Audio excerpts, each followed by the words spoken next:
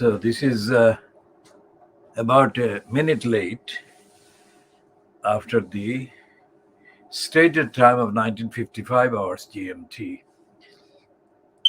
London in the UK, on Wednesday, the 26th of January 2022. This is the KhoodeelaarTV television channel, broadcasting under the theme of Baby Angel Geronimo.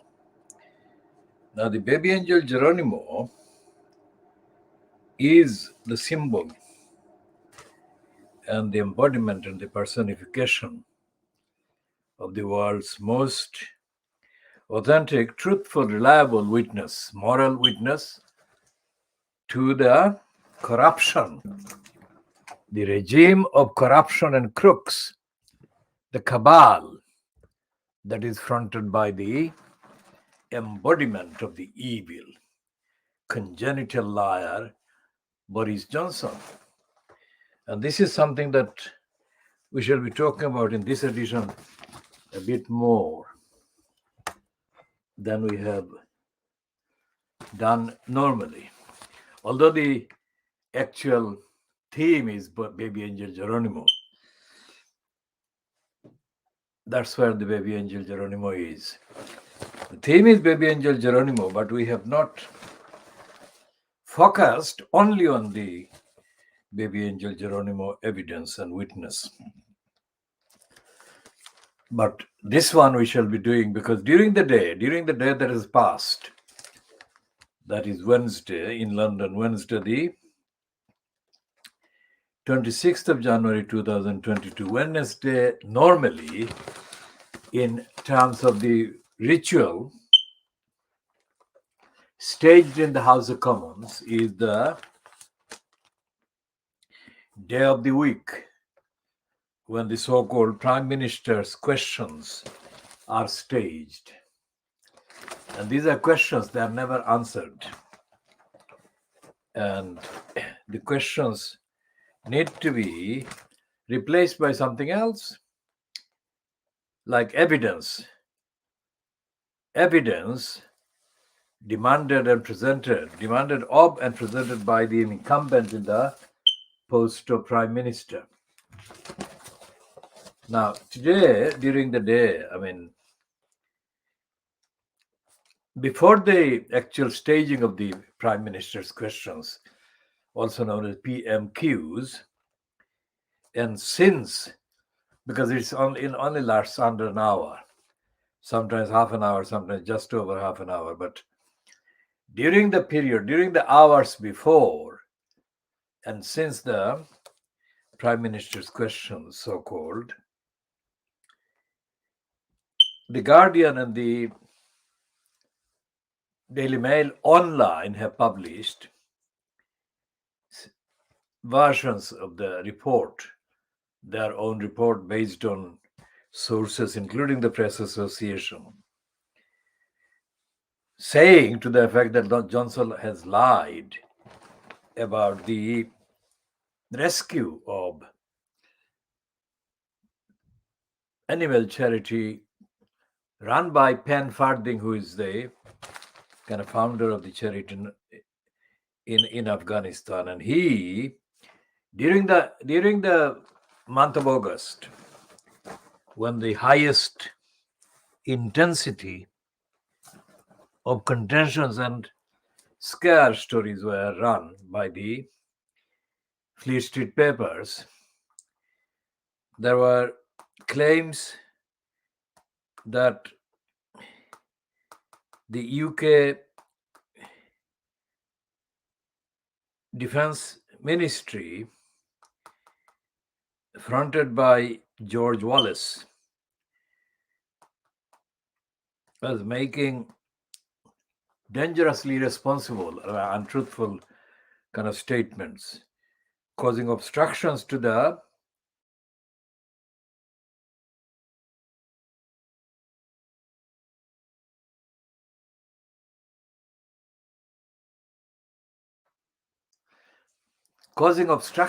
rescue of cats and dogs. Let's check the actual item there. Okay, so this is the one that is, this is the whether the camera reflections, the light is interfering, but this is the one that says that Boris Johnson accused of lying, as emails suggest he approved of a Afghan dog rescue. It's not dog rescue, it's a collection of dogs and cats, not all of them, but the cats and dogs that were being cared for by the charity called Nowzad. Nowzad, and it is run by the British Pen Farthing, who was a former military man, British military man. And the first email from it, let's read the whole thing from the beginning of this story. This has got 1956 hours GMT, that is update time. So Dan Sabag, Heather Stewart, and Emma Graham Harrison, 1956 as GMT, Wednesday, the 26th of January 2022. And this is the story. The first paragraph says, Boris Johnson's bettered credibility was thrown further into question after new Foreign Office emails emerged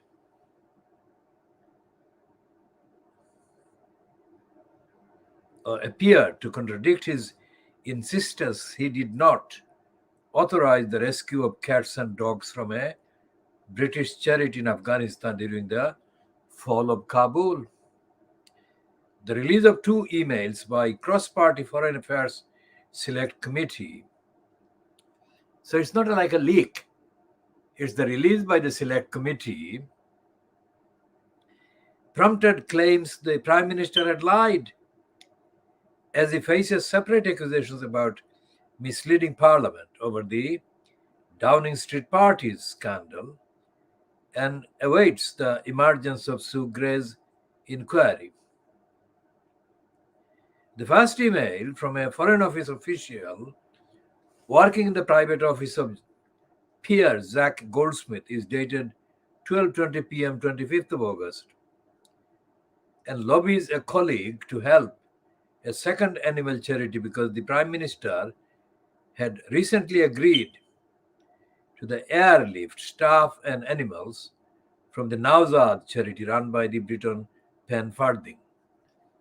So what this is about is that the Nowzad charity is not mentioned as the primary charity. What it is mentioned as is a reference, as like a example setting reference for Boris Johnson to intervene to help animals belonging to a second charity. Equivalent charity Nowzad, run by an ex-Royal Marine, that is Pen Farthing, has received a lot of publicity. Notice the language there. It's loaded language. And the Prime Minister has just authorized their staff, that is Nowzad charity, and animals to be evacuated from Afghanistan. So this particular exchange or communication is about the fact that already Johnson has authorized help, that is British government help,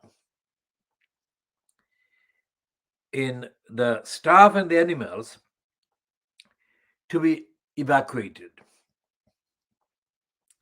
And the official working for, quote, Lord Goldsmith wrote to another official responsible for collating exceptional cases for potential rescue after the Taliban takeover. Now, by exceptional cases here is meant cases that could be cited to Boris Johnson for his help. And later on in the piece, which we shall come to, There is the reference to his latest current wife, his wife Simmons, Carrie Simmons, or Simon. Now, a second email sent between Foreign Office officials in the afternoon that day, that is 25th of August 2021, last August, to evacuate the staff of the Nawzat Animal Charity. Afternoon that day repeats the point that I have already made. In light of the Prime Minister's decision earlier today to evacuate the staff of the Nawzat Animal Charity, the animal charity named, redacted the name of the charity that is referred to after the Nawzat Animal Charity, it says within brackets, animal charity name redacted, that is, the name has been crossed out, is asking, that is, that particular second animal charity is asking for agreement to the entry of, again, the details of that are crossed out, staff, all Afghan nationals. Now, Dan Sabag, in his tweet during the day, writes, extract from FCDO, that is Foreign Office, emails released minutes ago by the Foreign Affairs Committee indicate Prime Minister did order the rescue of Panfarding's animals from Kabul, despite crisis on the ground and subsequent denials.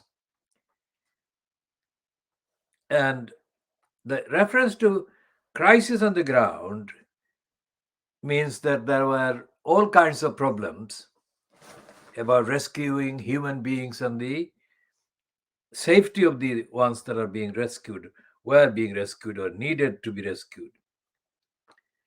So Dan Sabag in his tweet kind of copies the exchange, and then another one he writes in a second tweet that is contained in the piece on The Guardian that he is the first author of, in the bylines. Clearer email, this time from FCDO, official in the private office of Zach Goldsmith, making the same point.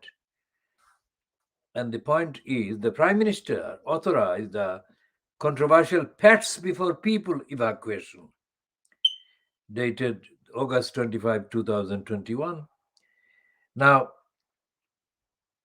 pets before people was one of the topics of the controversy between George Wallace, the Defense Secretary, and Panfarding and others concerned. So Dan Sabag then gives details in the image that he has copied in his second tweet. Seeking to evacuation, their details redacted, members of staff, no animals. And these are the controversies. Ones were saying that animals and people, and others were saying just people, and so on. So various dimensions of that debate and dispute that went on during the heated period of few days. Yet, that is the Guardian online piece again, despite the fresh disclosures, Downing Street, that is Boris Johnson, said its position was unchanged. It remains the case the Prime Minister did not instruct officials to take any particular course of action. A spokesperson, that is Johnson's spokesperson, said earlier this afternoon, that is Wednesday the 26th of January 2022. Now, the next paragraph in the Guardian online piece says, claims that Johnson had intervened to allow the airlift of Farding have been aired for months, which is the case. After the previously hostile Defense Secretary Ben Wallace suddenly announced he had changed his mind. Now, that suddenly announced he had changed his mind is to do with the intervention of Boris Johnson, who has been lying about that intervention all day today. So in a tweet put out at 1:33 a.m. on August 25, but they have been denied by Johnson himself, Downing Street and Wallace. In December, Johnson dismissed the suggestion that he had intervened as complete nonsense. The same day, Downing Street added, at no point did the Prime Minister intervene. We have always prioritized people over animals. Now, there is a slight confession that they are absolutely cruel to animals. They can allow animals to be crushed and murdered, massacred, and killed. That is the actual implication, isn't it? So the Labour Party said emails, that is plural. Labour Party said today, that is Wednesday, the 26th of January, 2022. The email showed Johnson had not told the truth. Now, John Healey, the Shadow Defense Secretary, said, once again, the Prime Minister has been caught out lying about what he has been doing and deciding. He should never have given priority to flying animals out of Afghanistan. Now, John Healey, we shall come to the stupidity and cruelty of Healey himself. Listen to the quote that is attributed to him. Once again, the Prime Minister has been caught out lying about what he has been doing and deciding. He should never have given priority to flying animals out of Afghanistan, while Afghans who worked for our armed forces were left behind. A government source added the statements in the messages did not reflect the true position. You have an email which says, here is an instruction from the Prime Minister. That doesn't mean it's true. It shows that was what those officials thought was happening. Wallace also reiterated the denial he had given to MPs on the Foreign Affairs Committee a day earlier. At no point were he or I directed by the Prime Minister to evacuate Penfarthing, his workforce, or his pets, the Defense Secretary said. We were not going to put pets before people. Notice the kind of lack of regard for the safety of animals. The emails were supplied by whistleblower Raphael Marshall, a former civil servant who had lifted the lead on the Foreign Office's chaotic handling of the crisis in stark written evidence to the committee in December. The second email, sent at 17:42 on the 25th of August, was from a Foreign Office official working in the crisis rescue team. It makes clear that officials would not have considered vets working for an animal charity as extremely vulnerable, and hence a priority for evacuation until the Prime Minister got involved. Thousands were stranded at or near Kabul airport as the Western evacuation was entering its final days, but allies of Farthing, led by campaigner Dominic Dyer, had been lobbying key figures, including the Prime Minister's wife Kerry Simon, Goldsmith, and Boris Johnson's parliamentary aide Trudy Harrison, for help. In a case that divided public opinion in the UK, supporters of Farthing had raised money for a private plane but needed permission for landing. Dyer said he felt vindicated and believes Johnson should acknowledge he helped. I find it difficult to understand why the Prime Minister has refused to admit any involvement in this humanitarian rescue mission that had huge public support. Farthing and more than 150 cats and dogs were eventually rescued in one of the last flights out of Kabul on a charter plane, but last-minute delays at the airport meant more than 60 staff at the Nawzad charity and dependents had to cross the border to Pakistan before they could come to the UK. In his evidence to the committee, Farthing said that no UK military capacity was used. Our good name should not be used for cheap political point scoring or to detract the horrific failings of consecutive British governments to look after those Afghans who worked as interpreters or aided the military whilst we operated in Afghanistan, the former Marine wrote. Since the end of the evacuation, human rights groups and journalists have documented dozens of targeted killings in Afghanistan. Many victims had asked for help to leave the country, that is Afghanistan, or were hiding, hoping for rescue, including a women's rights activist, female police officers, and dozens linked to the former security forces. But in the same period, one Kabul based animal shelter, which had been seeking to evacuate staff and animals at the same time as Nawzat, has been able to continue operations, that is in Afghanistan.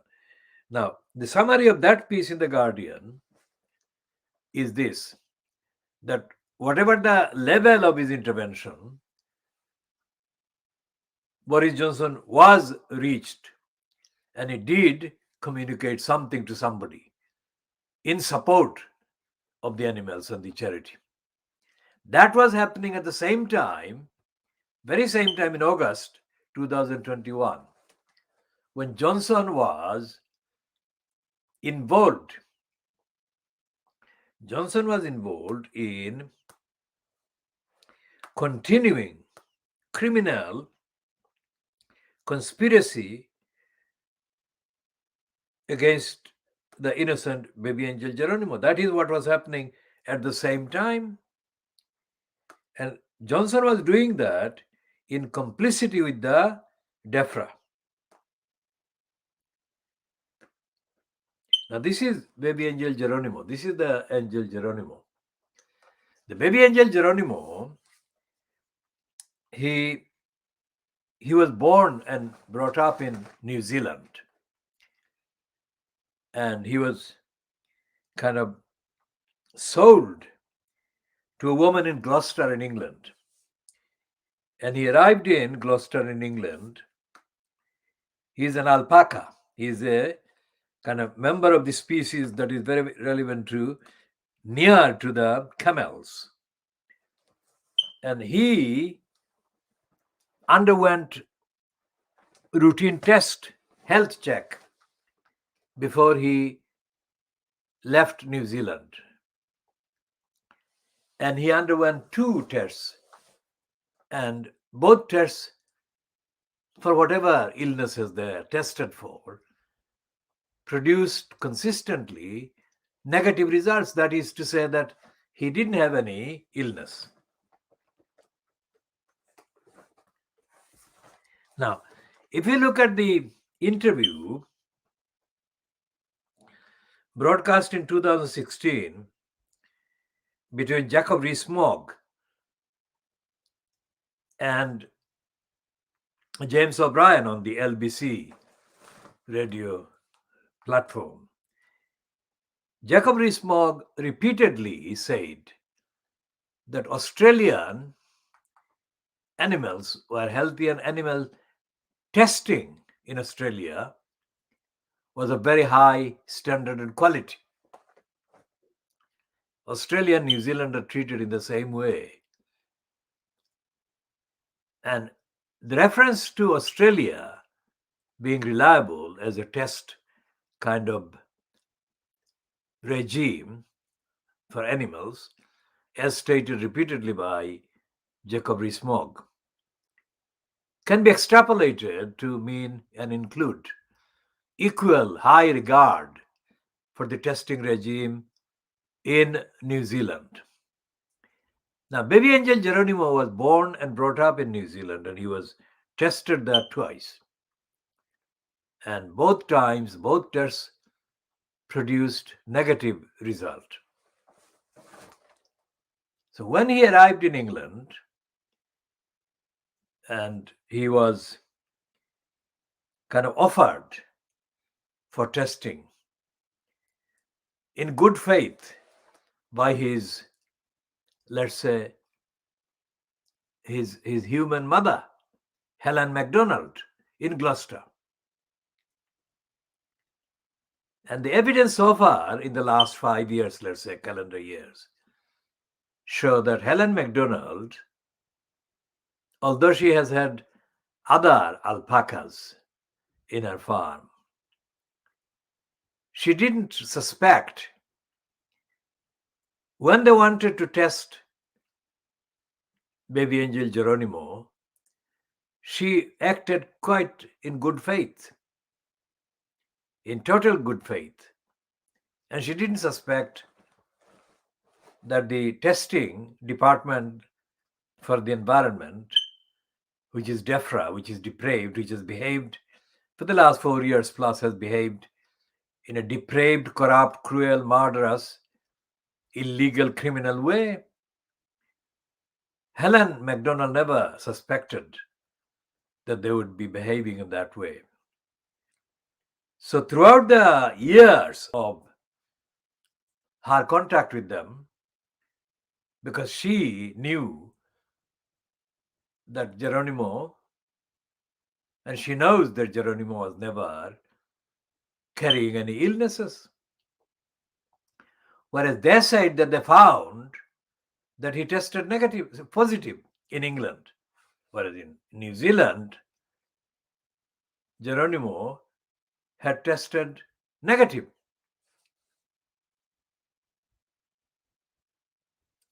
So she found herself, Helen MacDonald, in a completely nightmarish situation she had never encountered before and was not equipped to deal with as it deteriorated and degenerated with the occurrence of every contact with them. And they said that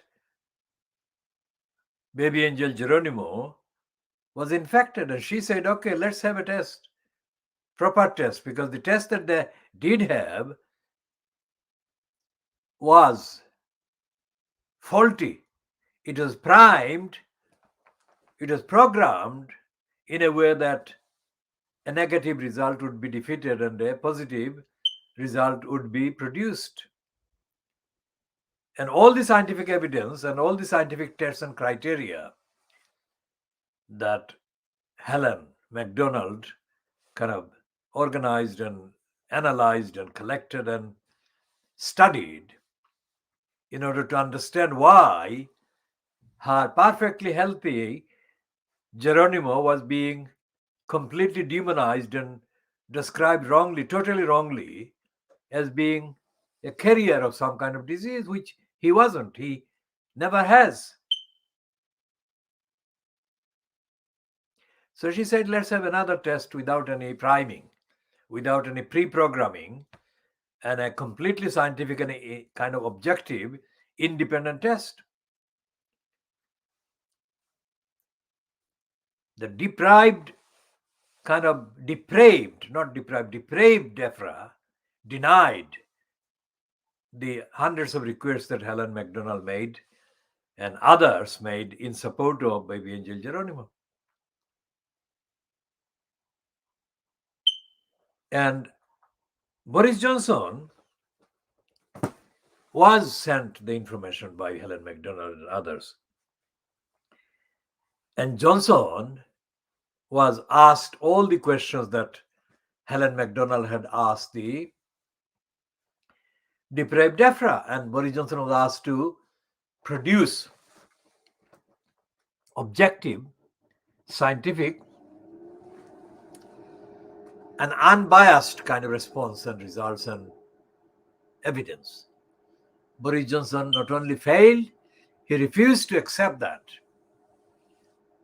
as did the depraved DEFRA, as did the so-called chief vet, a woman called Christine Middle-Miss. Middle plus Miss, M-I-S-S, Miss. So in our analysis of her role, we say that she is a born liar who missed that component of character that contains the truth and truthfulness. So Christian Middle, she missed the truth, Middle Miss.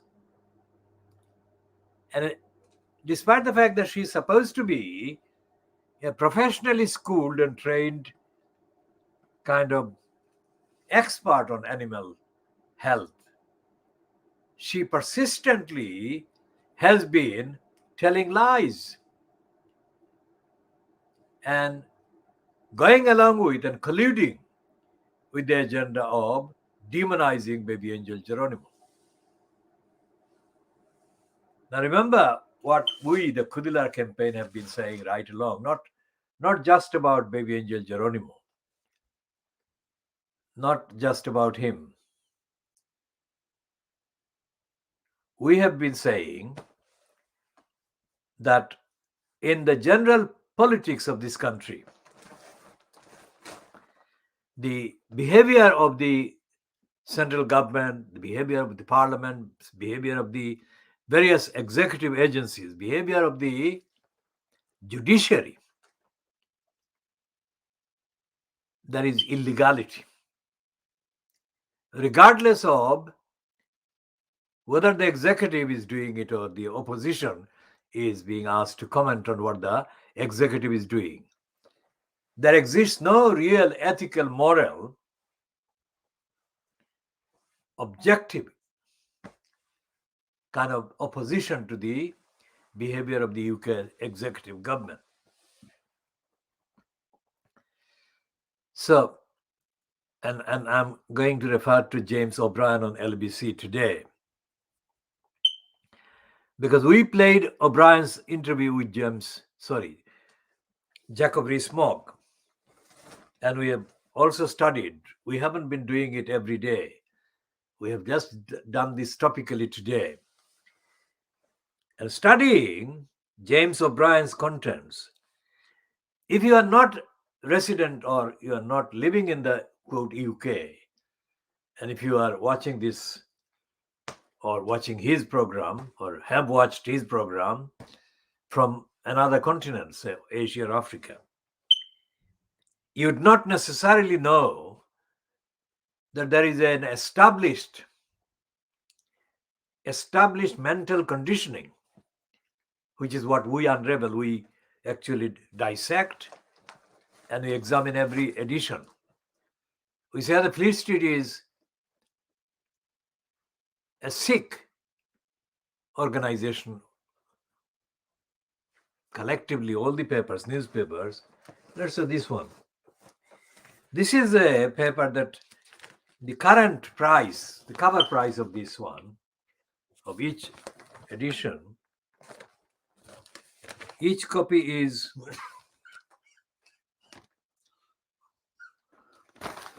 £3, 10 pence. Is it 10 pence now? Now, £3, 10 pence is the price of about 4 of the daily papers. This one is 65 pence.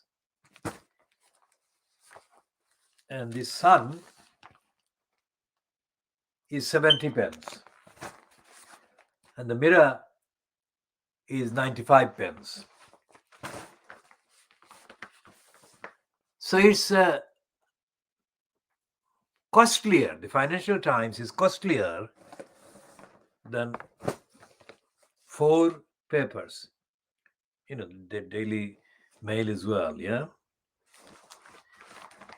But when you look at the actual contents of the paper, the Financial Times, which is edited by a woman called, we'll come across her name, we shall find her name, but she's described as a person from Lebanon who was born into a Muslim family in the Lebanon.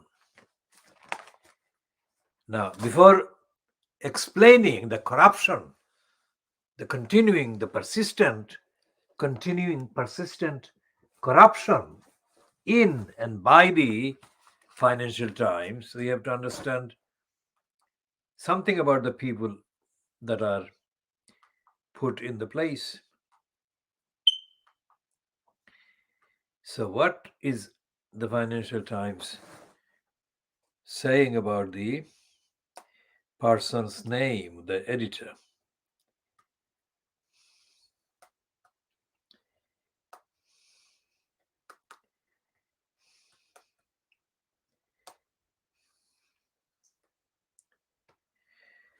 So the Financial Times is the crimes is the it's a woman called Raula Khalaf.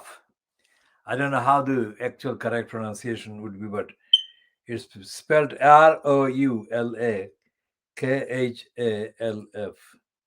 And Raula Khalaf is described in her entry on Wikipedia as a British Lebanese journalist who is the editor of the Financial Times, having been its deputy editor and foreign editor. She succeeded Lionel Barber as editor on the 20th of January 2020. So this is just the third calendar year, 2 years. Third calendar year.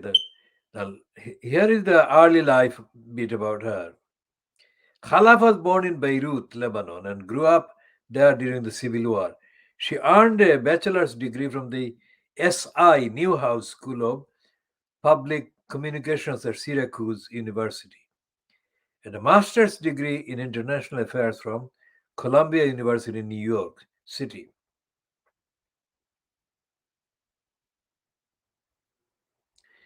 And she, it appears, is married to somebody called Assad W. Razuk.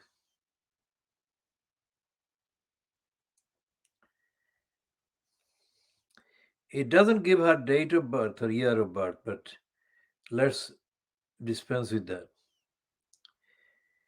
So it says that she has worked for the Financial Times since 1995, which is a quarter of a century.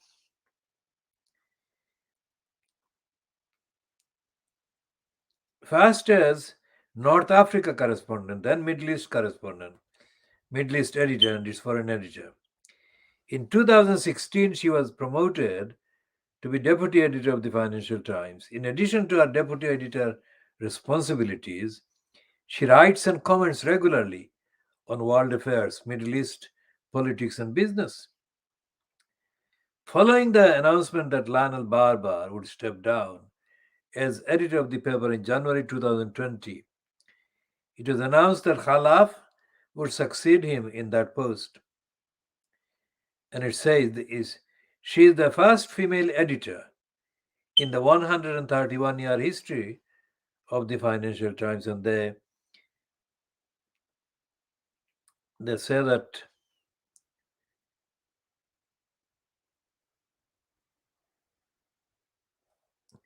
she features in the section called popular culture. It says Khalaf is quoted in Jordan Balfour's The Wolf of Wall Street.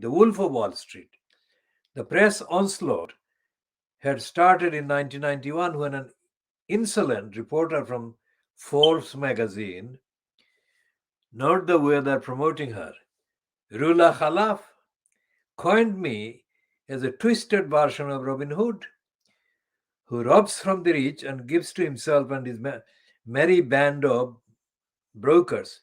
She deserved an A for cleverness, of course. Now, this way she has been promoted, and this is the only contribution they're kind of ascribing to her. Now, we don't know anything about what she was doing item by item when she was employed from 1995 in the Financial Times, by the Financial Times.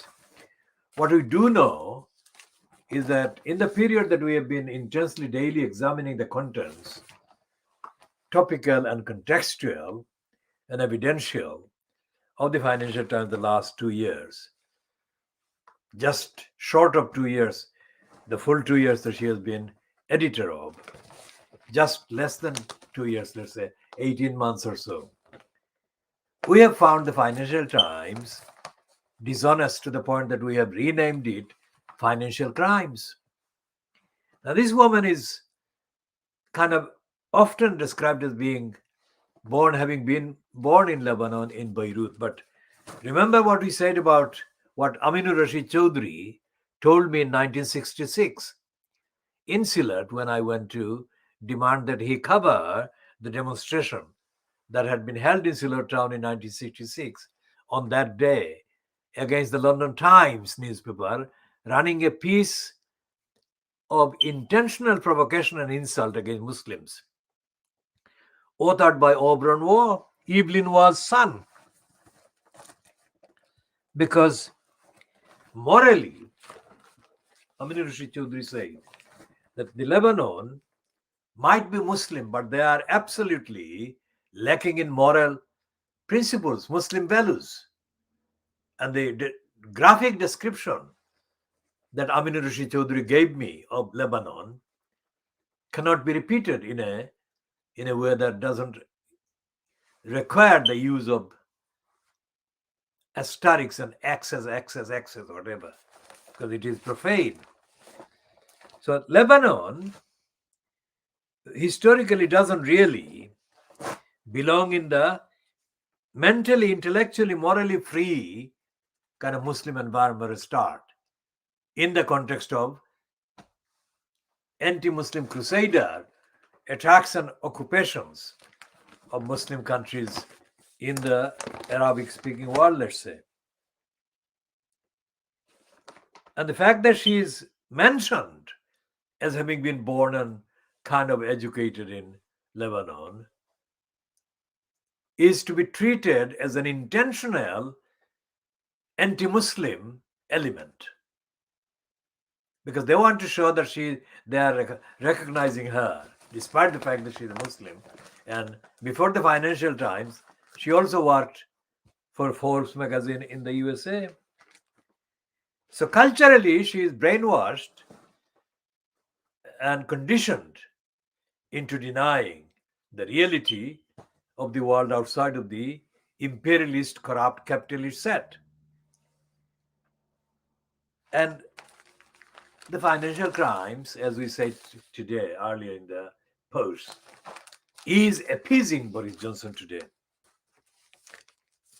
Every time they write something about him, they give him the priority in the heading or the intro, thus showing that they're deferring to him. And she is a mental slave. There is nothing in the financial crimes anywhere that reports the reality, the truth of the behavior of the capitalists, the imperialists, the occupiers, the robbers and looters of the world's resources. So what she says about Johnson's latest position, as it was at the time after the paper going into what they call going into bed, that is to say, being finalized for printing, is that the Met Police confirmed investigation into parties in Downing Street. And Downing Street shake-up planned, aides shore up support. Now, all of these are absolute lies, because the main criminal, the main perpetrator is Boris Johnson, not staff. It's Boris Johnson.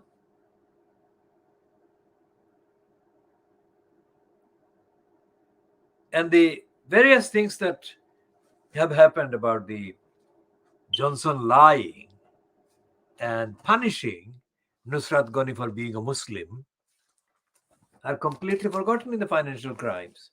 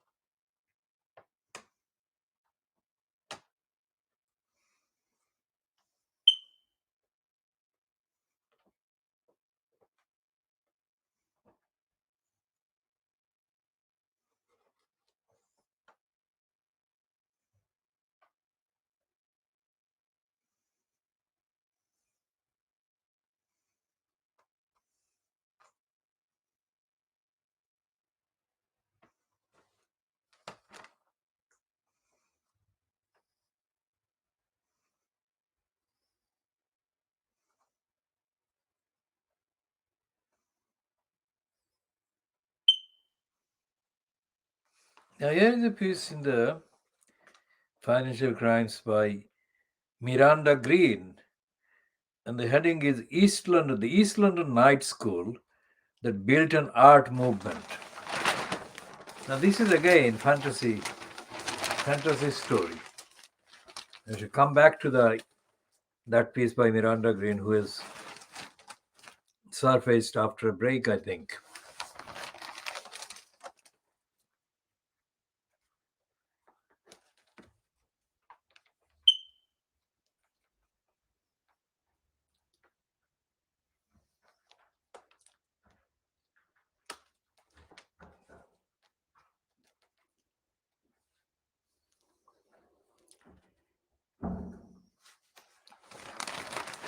And the financial crimes, as Rawla Khalaf has boasted as being the capitalist Bible or Bible of capitalism, is completely detached from ordinary people's lives. And it is time that the financial crimes be abolished and scrapped.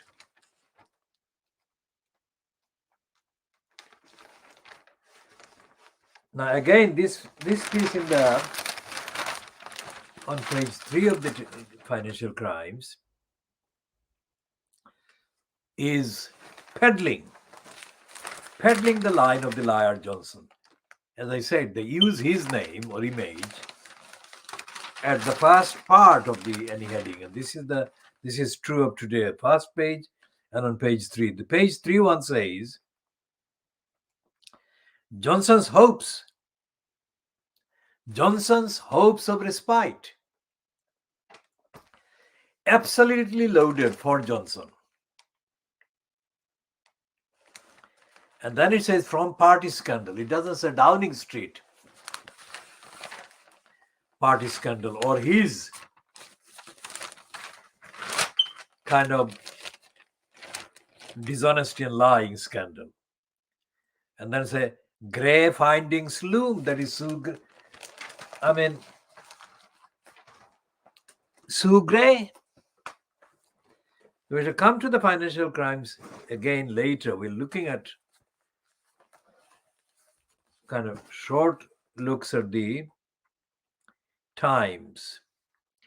And the Times front page says, Johnson faces police interview over parties.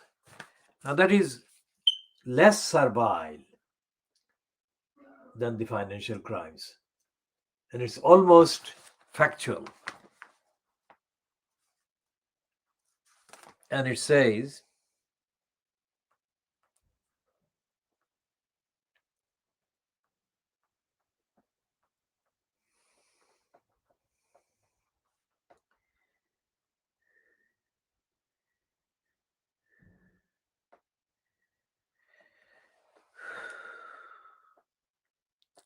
every time I see a picture of a horse being ridden by a human, I feel absolutely, totally helpless.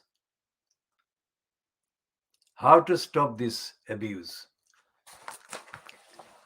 Because billions of incidents of humans abusing and misusing and exploiting and punishing and hurting horses. That is what comes to my mind. And the horses deserve absolute freedom.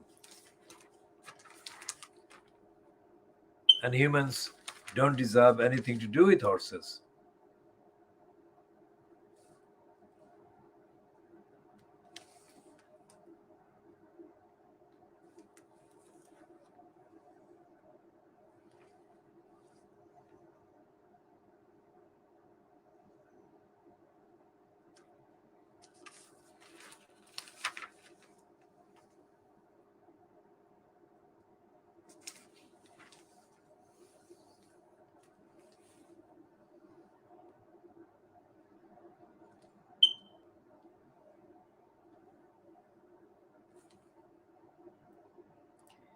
This woman was murdered by her ex whatever, partner or whatever. Why do people do this?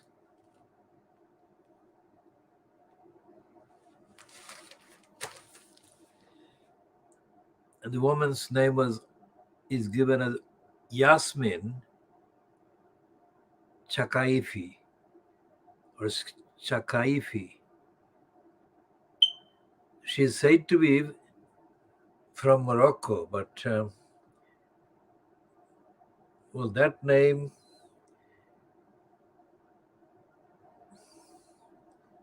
is new one.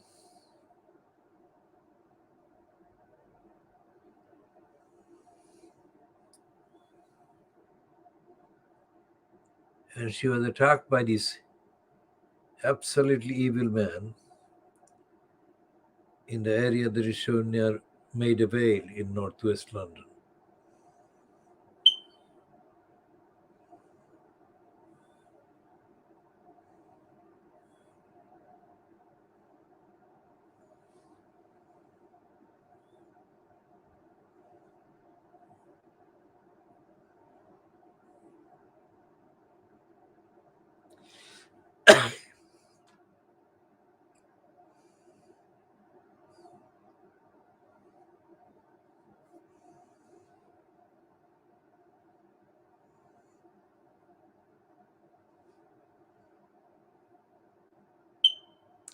Now, this incident of the murder of this woman by her so-called ex-partner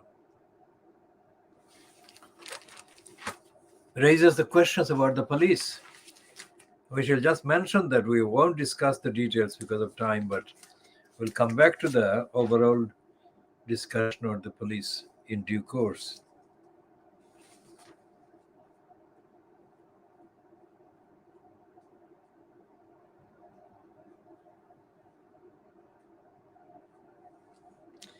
And what the Times is saying is, again, in their language, they are calling Johnson a liar because they're saying Johnson left cabinet, that is the so-called cabinet, let's say, in the dark about Matt's investigation. What James O'Brien on LBC was saying about the lies that Johnson has perpetrated and the wrongs he has done, he was listing a lot of things that are already in the public domain about Johnson's behavior and his criminality and his corruption. But the point that comes across from James O'Brien's kind of monologue as broadcast on LBC, the point is that he makes the kind of factual list quite a lot of the wrongdoings by Boris Johnson, and including suggesting that he was probably born a liar or he was a liar from birth. And today's Guardian piece by Politonby makes the comment that the Tory press, by that she means the Telegraph, the Daily Mail, the Sun, the Express, she says that they've caught up on the fact that Boris Johnson is a liar. But then she raises the question in the same heading. But what has taken them so long? Now, both Politonby and James O'Brien, in any list of kind of British mainstream media people, would be listed on the side of being against the lying career and behavior of Boris Johnson. And yet, both of them have been part of the problem of allowing the public and the perception that Johnson may not be the worst occupant in that post, or Johnson may not be the worst liar ever to occupy public offices in the UK, because the amount of lies that Johnson perpetrates as a routine, there has been no period since Johnson became known in the public kind of domain. That is the point that James O'Brien was making about his worst lies or worst things that Johnson has done, either since his birth or since he became an element in the public eye.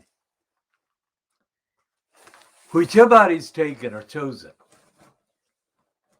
Johnson has not been doing anything other than lying, anything that is by way of delivering service, delivering the truth, accountability. And a woman has been spotted as featuring in a video today, that is spotted by us, our campaign today. If she had been featuring before today, then it's without our knowledge. The woman is called Murphy, I think. And she says that she has written a book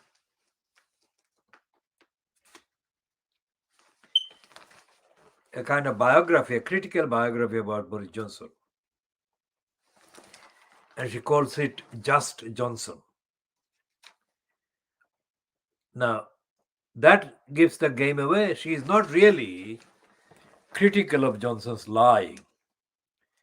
And I think the fact that she says that she has known him since 1992 and she has decided to kind of publish a book about him 30 years later now suggests that she has been trying to exploit the fact that she knows a lot about Johnson when she shared a space as a journalist in Brussels with a newly appointed Johnson as a new journalist 30 years ago.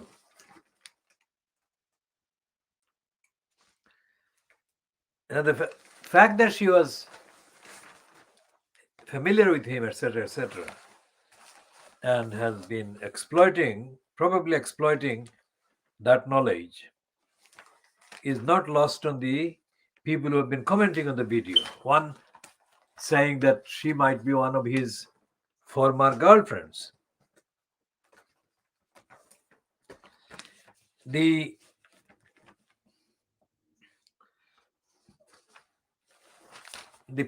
male person who interviewed her on the video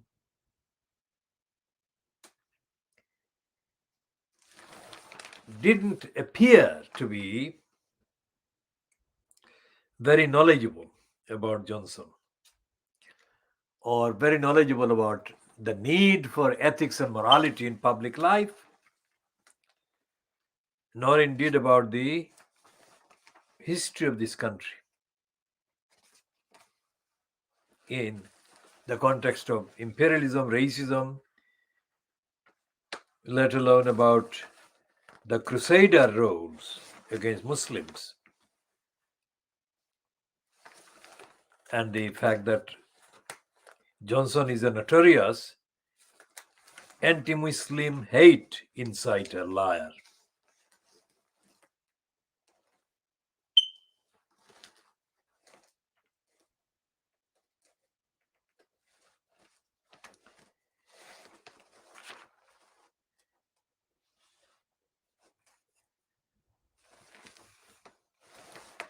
Now, this scum is giving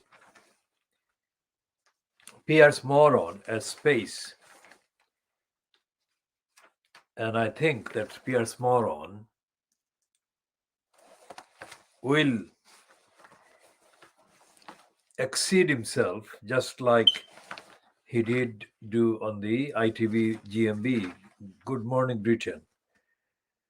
And he will prove to be more of a liability than a positive journalistic kind of attraction for the Dirty Digger Murdoch scum, which I am holding.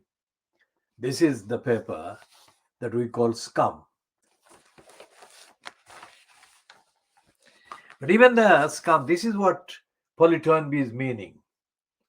This is a kind of front page or any page article about Boris Johnson that would be impossible to find in any of the Sun's editions of the Daily Mail or the Beaverbrook Express or the daily buying Boris Johnson graph.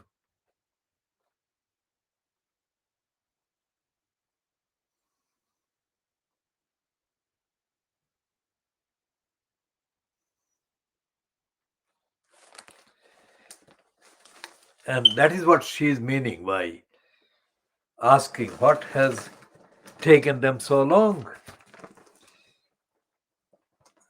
Now, Polytonby is not somebody that we have a lot of time for, and I'll come to that in a minute.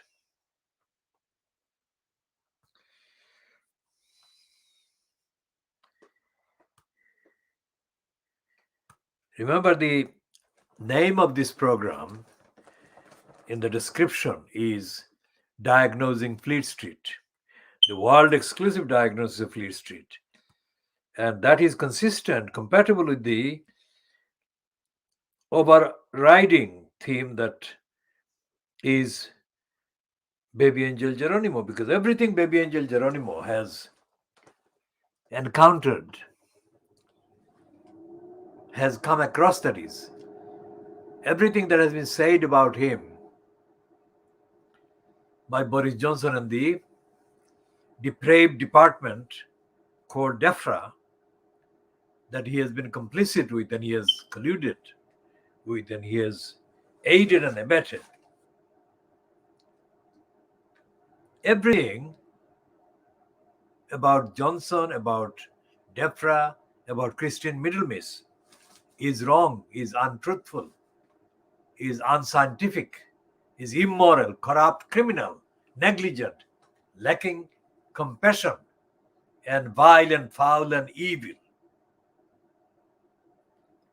So everything that is foul, vile, wrong, criminal in the papers, through the papers, is covered by Baby Angel Geronimo's overall experience and observation.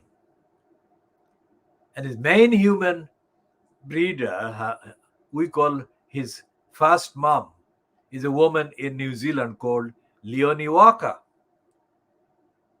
And as far as we are concerned, as we are committed, dedicated to the Baby Angel Geronimo, we are grateful to Leonie Walker, especially for her rare kind of statements about, well, she must miss having to say goodbye to Baby Angel Geronimo. She spoke about the time when Baby Angel Geronimo left her. She said she was sad. And in view of everything that Boris Johnson, the criminal, has done to demonize Baby Angel Geronimo, that sadness is multiplied 1,000,000 times. And the evil that Baby Angel Geronimo has been the subject of, the evil of Boris Johnson, evil by Boris Johnson, evil by Boris Johnson's cabal, that has been directed at their target, the most innocent Baby Angel Geronimo of the world. That evil must be accounted for, that is to say, every fragment of that evil must come back to haunt the evildoers, Boris Johnson, George Injustice Eustis, and Christine Middlemiss, the evil one. And every apologist that has made any kind of excuse to justify a scintilla of lies that have been kind of invented and confected and thrown at the most innocent baby angel Geronimo, that must be returned to them, brought back to them, and inflicted on them so that they can feel the reality of the vile and evilness that they have conspired to inflict on the baby angel Geronimo, the most innocent and the most moral, the most ethical, the most consistent, the most loving creature on the planet of this earth, or this planet, this earth, this planet. What we have seen in the published accounts, published against baby angel Geronimo by the likes of, let's say,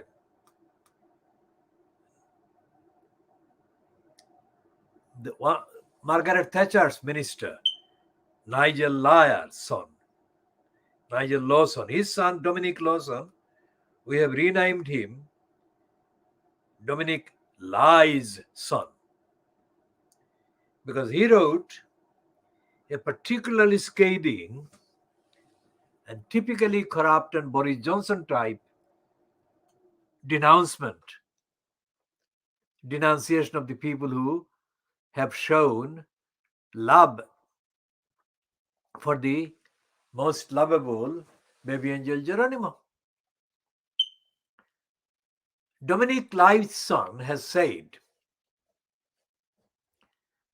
that there is something wrong with these people who love an innocent animal like baby angel Geronimo. That's the line that liar Boris Johnson has actually confected, has been complicit in spreading, as has been the political murderer of the Labour Party, Keir Starmer. We are absolutely aware of the line that the Fleet Street liars are pushing, that Keir Starmer might win an election if one is held, and he might replace Boris Johnson as the incumbent in the post of Prime Minister in Downing Street. We are aware of that line. And because we are aware of that line, we say that Starmer would not deliver justice. Nor would any of his currently carried frontbenchers in the shadow cabinet, especially the likes of Wes Streeting. Wes is spelled without the T at the end, like Wes, W-E-S. This criminal is a supporter of murdering the innocent, as is Keir Starmer. The fact that Wes Streeting is a supporter of murdering the innocent is particularly stark and chilling, because this kind of infant is being promoted as a campaigner against the genocide by Nazis of the Jewish people.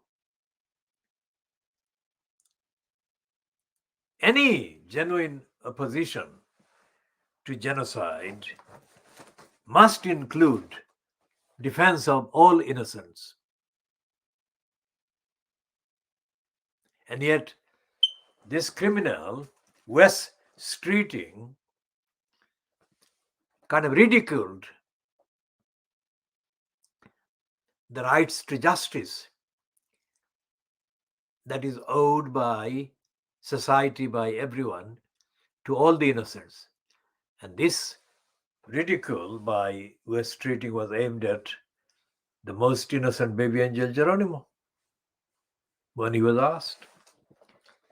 So when he said that we are doing the world exclusive diagnosis of Fleet Street, we mean that.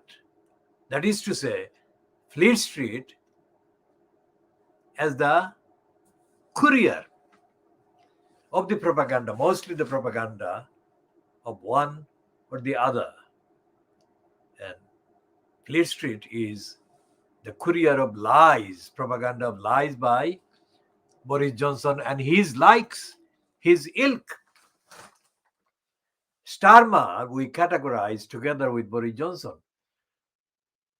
and West Streeting we categorize together with all the other liars that have been kind of competing with one another to come across publicly as a fan of Boris Johnson who is absolutely discredited. And Johnson today has been exposed as having been involved in the various kind of communications about the rescues of the animals from out of Afghanistan in August 2021. The very month when the same criminal Johnson had been denying requests for help in clearing the name of baby Angel Geronimo by letting him be tested independently. Without the test, without the evidence, the depraved DEFRA showed the depravity by condemning the baby angel, innocent baby angel Geronimo, to the status of having been found carrying illnesses. He never did. He never has carried any illness. So the sick Boris Johnson, the sick George Injustice Eustace, the sick Christian Middlemis are the sick ones that have done and have been doing severe harm and detriment to the public, humans and creatures. And they should be scrapped and they should be duly held to account, these liars.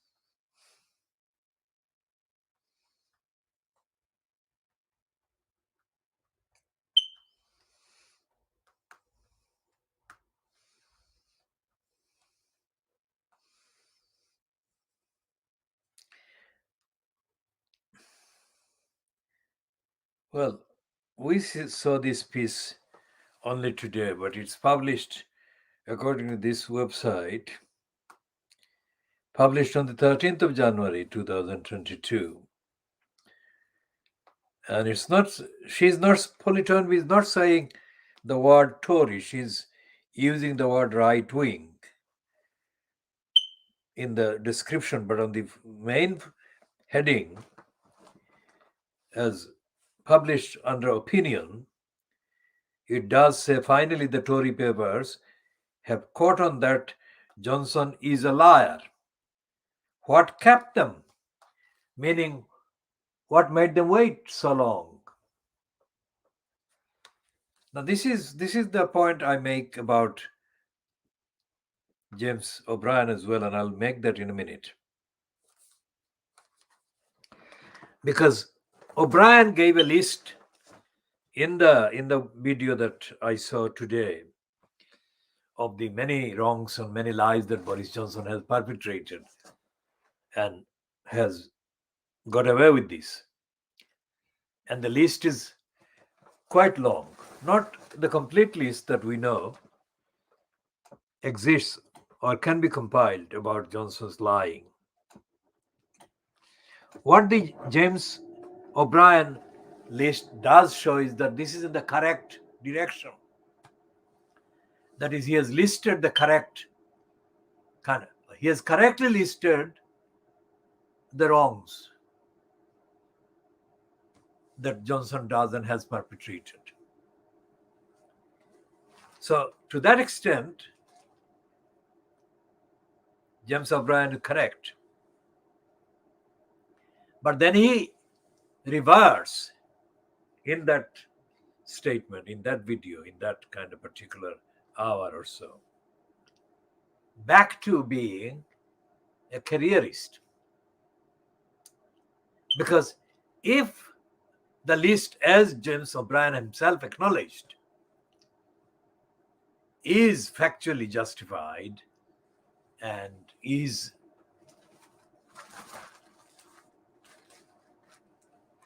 evidentially accurate, and Johnson is liable for all the wrong things that he does and has done, then there must be a remedy to all of this. And Johnson doesn't get to that remedy. Same thing with Politonby. She says that the right-wing press, the Tory press, have at last cottoned on to the fact, got to say that Boris Johnson is a liar. And then there it is. She doesn't say what should be done. And in case I've got Politonby wrong, let me just look at her copy.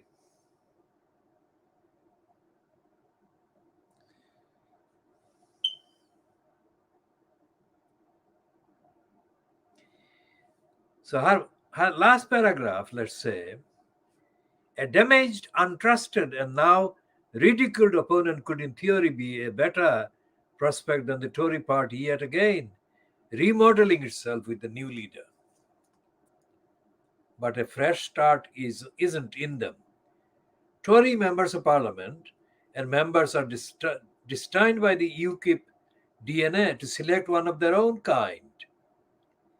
They are no wiser than they were when they made the disgracefully unpatriotic decision to foist a lying, cheating, self-obsessed scoundrel on the country, knowing his every fault and his full unfitness for office. They are most to blame. You see, this is the same thing. Politonby is not looking at the opposition to the scoundrel and the badness and the wrong and the evil that Johnson embodies, and the Conservatives are, and the UKIP is. And this is what I mean by the conditioning, the mental conditioning of the entirety of the British media.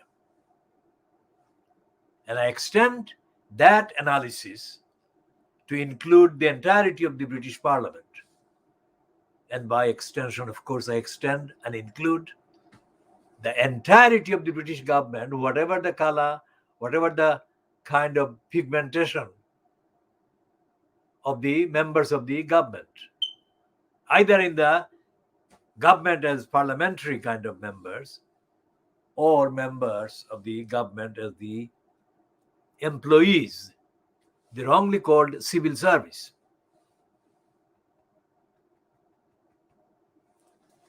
And by the press, of course, by Fleet Street, I of course also include the role and the behavior of the broadcasting counterparts, the BBC, the ITV, Sky News, Channel 4 News. And it is, as I have said many times, the moral cul-de-sac. The cul-de-sac, you can't get anywhere. You are stuck. And this moral cul-de-sac is created by the racist, imperialistic denial of the rest of the world. And this is back to the Little England.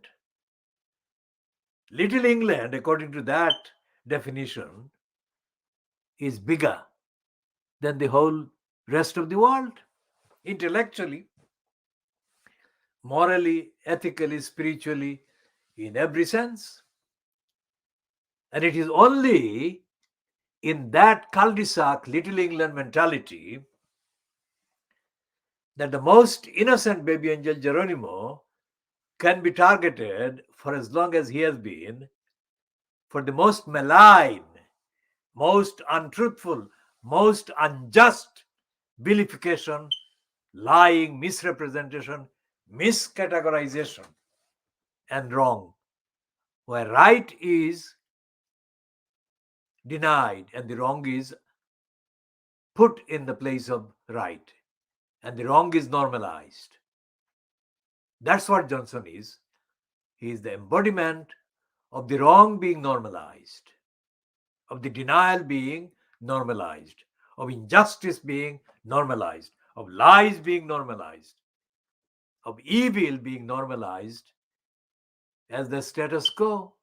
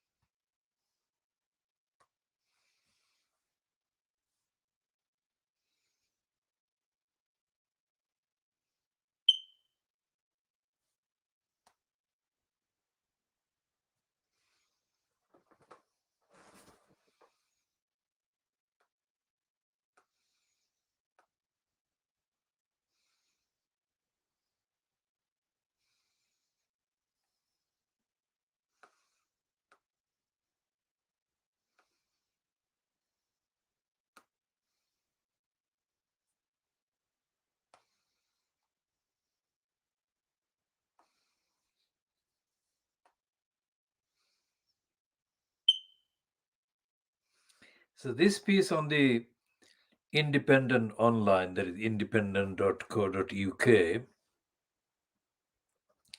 this is not available in print. This is only accessible, available online. So it reads, Boris Johnson personally authorized evacuation of Panfarding's dogs from Afghanistan. Email shows they don't include cats, but cats were included. And it says, Prime Minister had previously claimed it was complete nonsense that he intervened in the case. So they are actually providing something that is a response to Johnson's denial and his statement that it was a claim that he intervened was complete nonsense. So it's updated against Johnson's latest lie.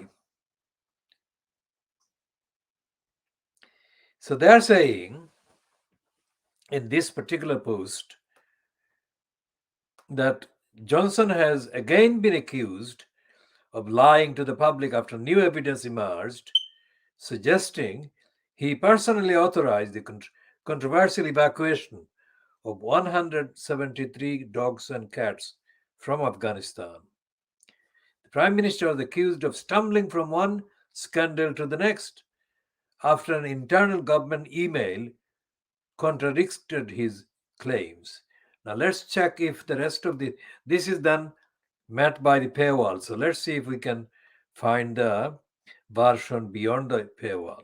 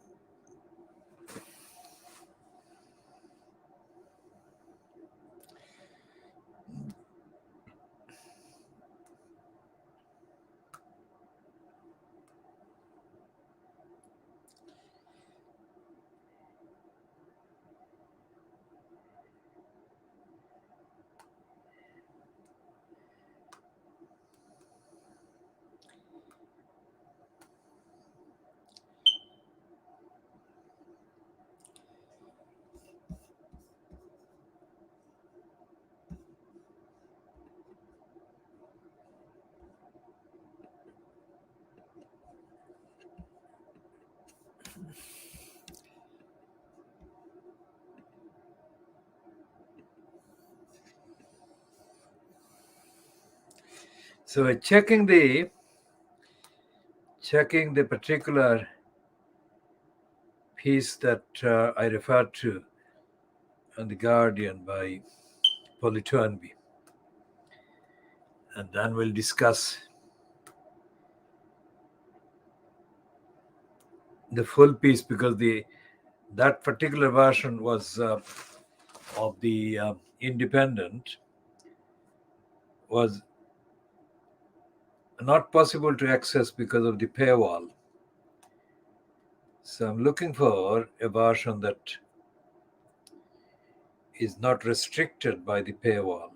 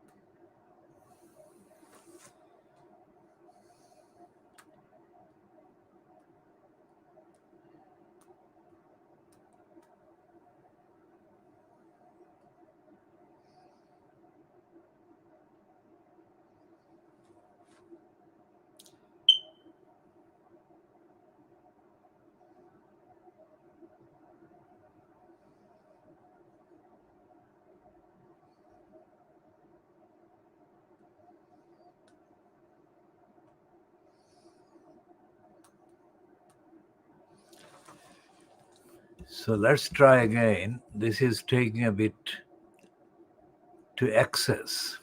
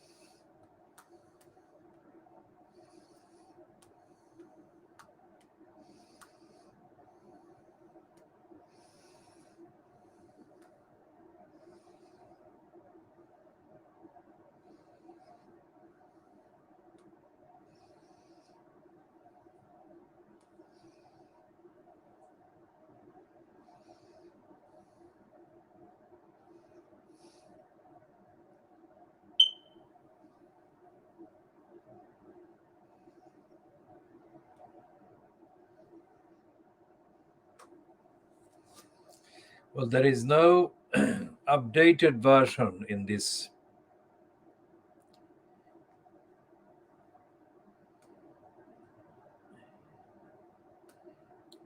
about the intervention by Johnson in the rescue of cats and dogs from Afghanistan.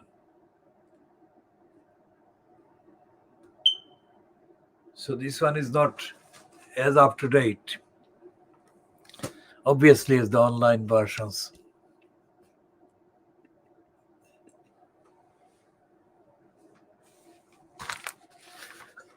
that have been published during the day on the internet. So we'll have to wait until the printed version contains the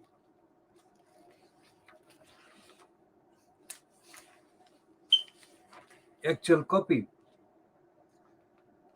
that includes the details of the various emails that have been published by the select committee that shows that Johnson did take part in the arrangements for the rescue of the animals from Afghanistan. At the same time that he was colluding with the depraved DEFRA, continuing the vile, murderous plot against the baby angel Geronimo.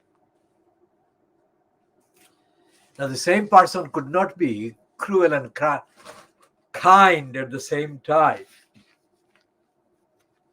So the explanation is to be found in the disclosures on Boris Johnson being an extension, a plaything, a tool, a stooge to Carrie Simmons. That is what the main assertions by Dominic Cummings have said, that the relationship between Carrie Simmons and Boris Johnson is Carrie Simmons is the leader and Boris Johnson is the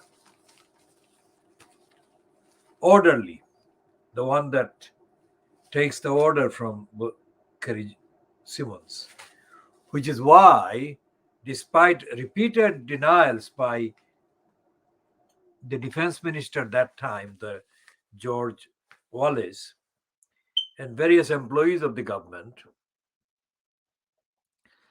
that they didn't want to prioritize the safety and welfare of animals over the safety and welfare of humans. It turns out that emails were exchanged which contained clear assertion that Johnson had authorized the inclusion of animals in the rescue flights or rescue kind of journeys or trips. So Johnson hadn't changed from being a cruel person to a kind person. It was his being changed by the order of Carrie Simmons, who had been contacted by the likes of, not exclusively only by, but the likes of Dominic Dyer, who did make contact with Carrie Simmons, who is reportedly a supporter of animal welfare, kindness to animals. That is the report. We don't know anything more than what is reported.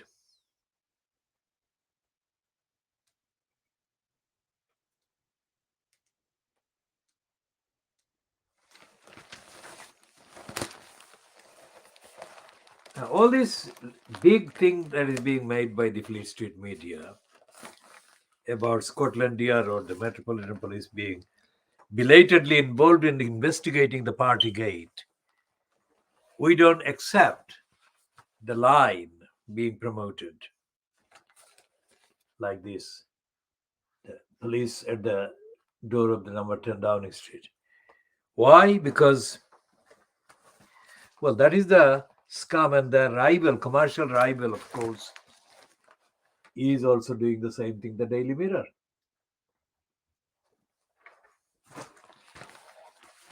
Because of this,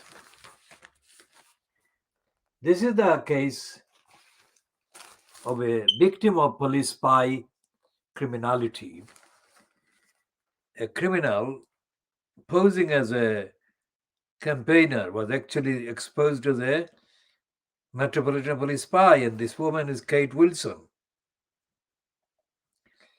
And the woman, Kate Wilson, was deceived into a relationship with a married policeman. He lied not only about who he was politically, what his job was, but he also committed adultery, serial planned adultery as part of his spying, and he took away her innocence, Kate Wilson. I don't think that £230,000 is anything remotely accepted or acceptable or enough for the damage and hurt and harm that he inflicted on her. But more than his personal kind of betrayal of this woman and of hundreds of other people in the process, thousands, millions of people's trust in the police is at stake. And when the so-called police investigation kind of does its job, I don't believe, on the evidence of the last few decades of police behavior, that they will find anything wrong with Johnson. Well, let's put it another way, that they would find anything sufficiently wrong with Johnson to prosecute Johnson in a sufficiently rigorous way. That doesn't mean that there is not enough or not sufficient kind of guilt or crime or evidence of criminality by Johnson. It's the politics of the police. I mean, there are 2 pages there in the Times about Johnson. And a smiling face of Elizabeth Truss. I mean, they're showing her as a kind of acceptable face, but that is what they have done this before. They have done this against the truth when they promoted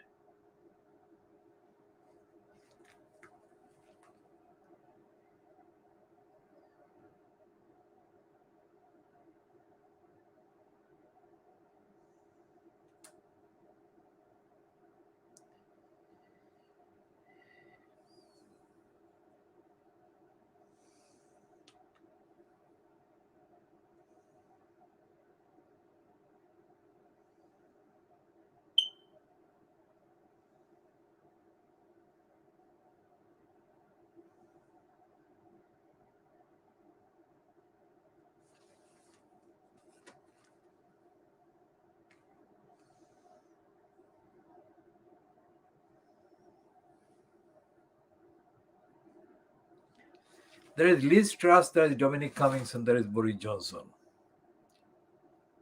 And the fact that Boris Johnson has left the cabinet in the dark about Matt's investigation is the same as Boris Johnson in relation to everything. He lies, he denies, and as this woman Murphy said, he is very secretive and he's very dangerous.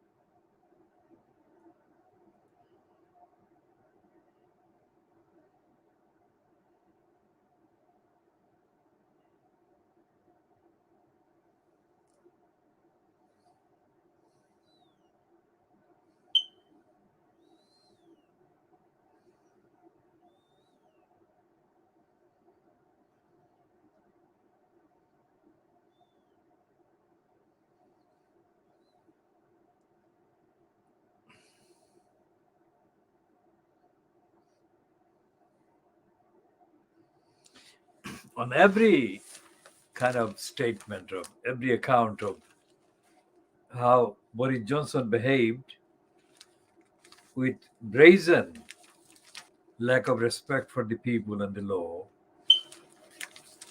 there is no excuse for Johnson to stay in there. And he is shown publicly saying that he is going to fight all moves to get him out of the post.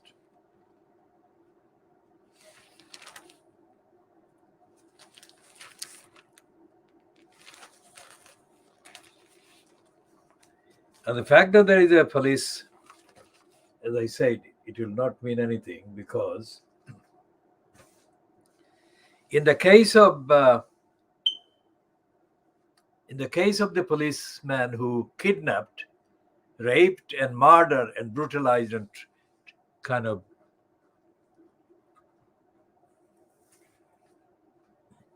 violently treated Sarah Everard, and the fact that one of the protesters, the woman who protested and was arrested and put on the ground and assaulted by the police, her experience must be treated as a serious evidential collection of where the policing is today. No action has been taken against any of those people who have been abusing Patsy Stevenson. And the fact that as many as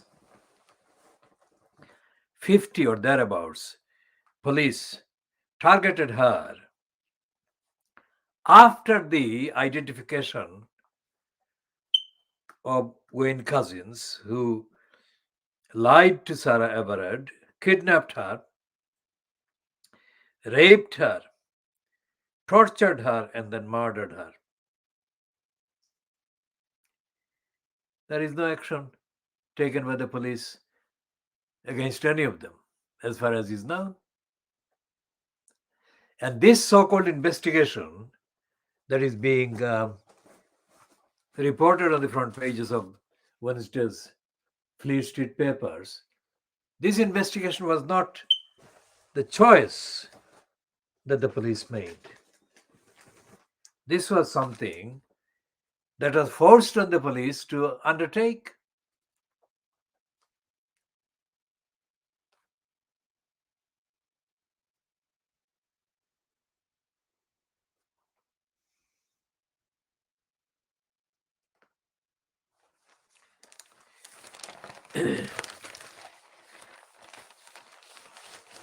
So the police investigation is being overrated and exaggerated. We say that at this time, before the details are made public about what this constitutes, what this actually does, whether it's a real investigation or it's a charade. And this is 8 minutes to 10 UK time, that is 21:52 hours GMT on Wednesday, the 26th of January 2022. At this time, there is no evidence that Sue Gray's report has been published. It may be published any time, but it is not yet on the realm. Let's check if it has been published.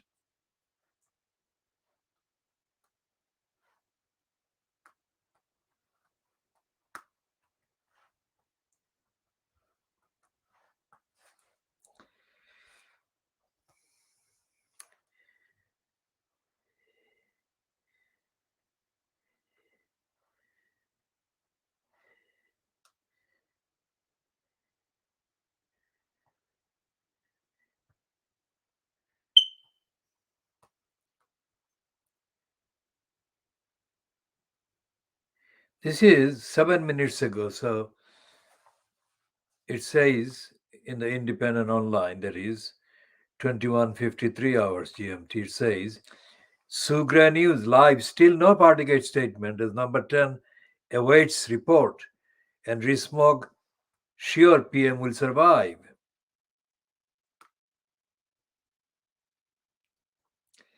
And the Mirror says 28 minutes ago, Sugre is stuck in last-minute talks over bombshell report as Prime Minister clings to power.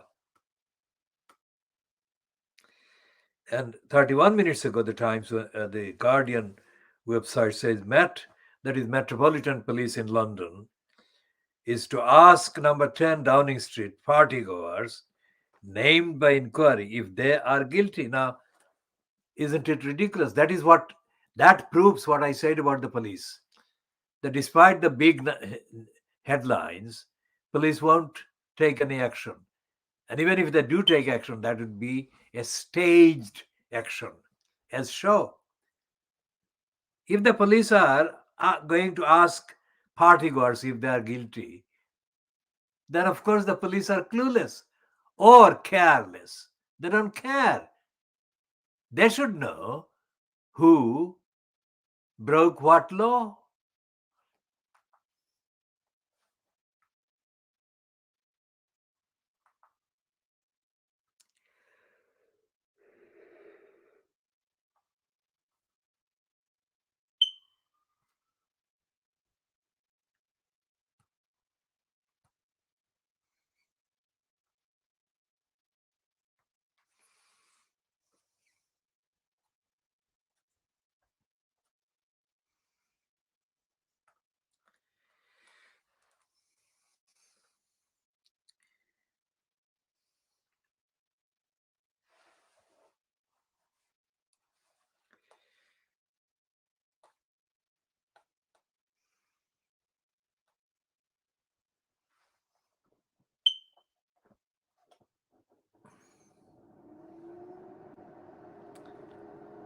And the fact that this one says, now listen to this, MPs and the British public will have to wait at least another day to hear from the Prime Minister about the finding of Sugra's Partygate inquiry. Why should it be the Prime Minister? Gives the game away.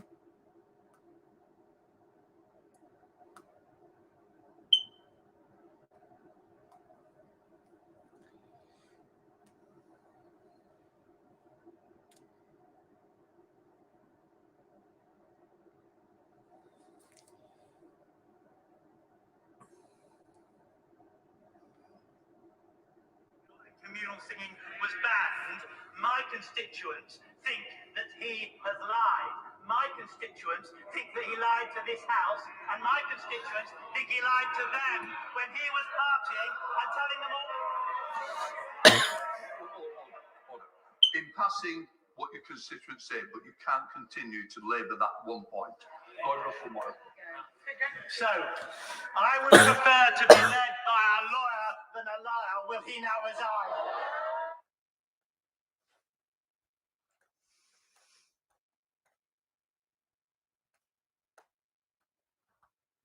Bring a brick, bollocks. And bring a brick, bollocks. And bring a brick, bollocks. Mr. Speaker, may I personally apologise to you for inadvertently, perhaps, or through frustration, using an 8-letter word beginning with B and ending in CKS, when a colleague of mine was raising yet another scare story about what a disaster it would be if we were to leave the European Union. It was unseemly. Happy unbirthday to him. Happy unbirthday to him, because just like the Mad Hatter, he didn't need the excuse of a birthday to have a party, but it did help, didn't it? So when he had groups of people singing to him, when illegal gatherings indoor were illegal and communal singing was banned, my constituents think that he has lied. My constituents think that he lied to this house, and my constituents think he lied to them when he was partying and telling them all. In passing what your constituents say, but you can't continue to labour that one point. So, I would prefer to be led by a lawyer than a liar. Will he now resign? All over the country. Mr. President, the other day a reporter asked you about Ghislaine Maxwell. You said, quote, "I just wish her well, frankly. I've met her numerous times over the years, especially since I lived in Palm Beach, but I wish her well, whatever it is." Mr. President, Ghislaine Maxwell has been arrested on allegations of child sex trafficking. Why would you wish such a Well, first person of all, I well? don't know that, but I do know that She has. She's been arrested for that. You know her that. friend or boyfriend Epstein. was either killed or committed suicide in jail. She's now in jail. Uh-huh. Yeah, I wish you well. I'd wish you well. I'd wish a lot of people well. Good luck. Let them prove somebody was guilty. I mean,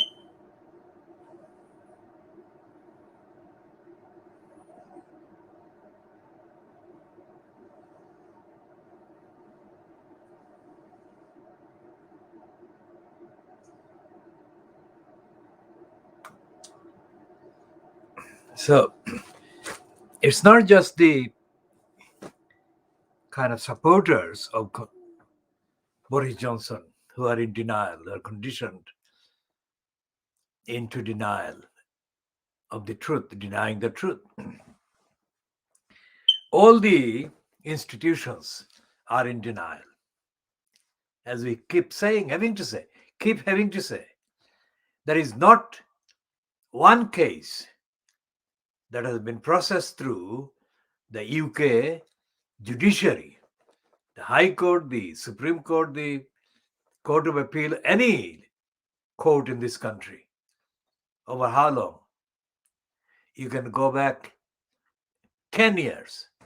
There has been no case of anyone in office, in public office, being prosecuted or tried for on charges of misconduct in public life or for a similar, comparable kind of offense called something else. So the judiciary is unfit for purpose, and there is no actual access to objectively defined remedy against wrongdoers in public post through any part of the judiciary. There exists nothing similar in the non-judicial kind of territory like the public forum. There is nothing that allows people to seek remedies against corruption, corrupt behavior in public office. So, as I said, this observation made in the 1950s by an American journalist who visited the then East Pakistan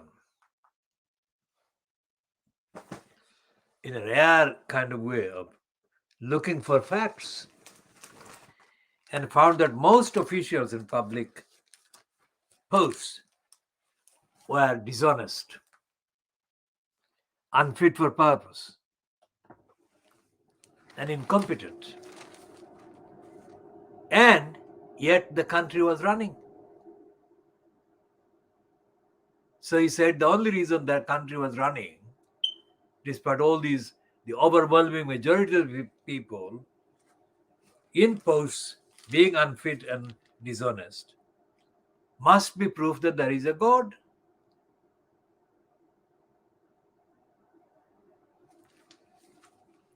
And as we say about Keir Starmer before, that he is the political murderer of the Labour Party, which means that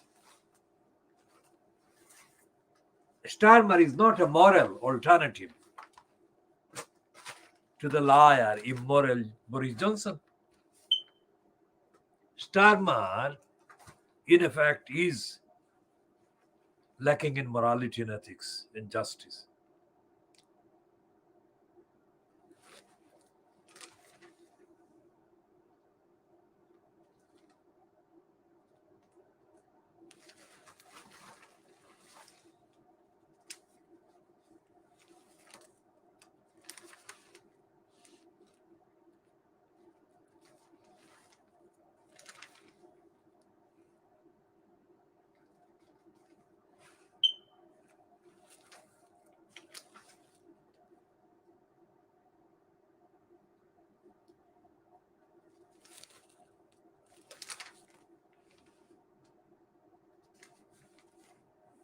And there is a piece by Daniel Finkelstein in the Times, which is absolutely a truthful heading.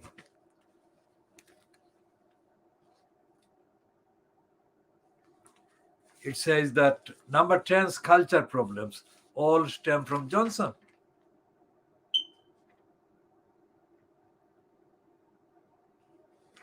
And there's another piece which says, it's like Alice Thompson, it's by Alice Thompson. We feel like fools for following the rules, which means that Boris Johnson ignored the rules while we followed the rules. So we must be the fools.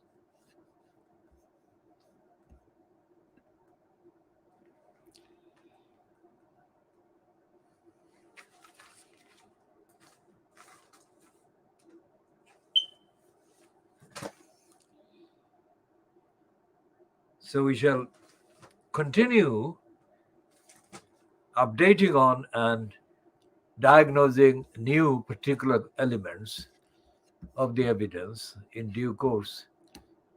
This is just over 2 hours, I think.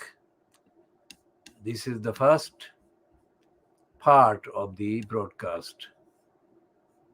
Now we shall bring to an end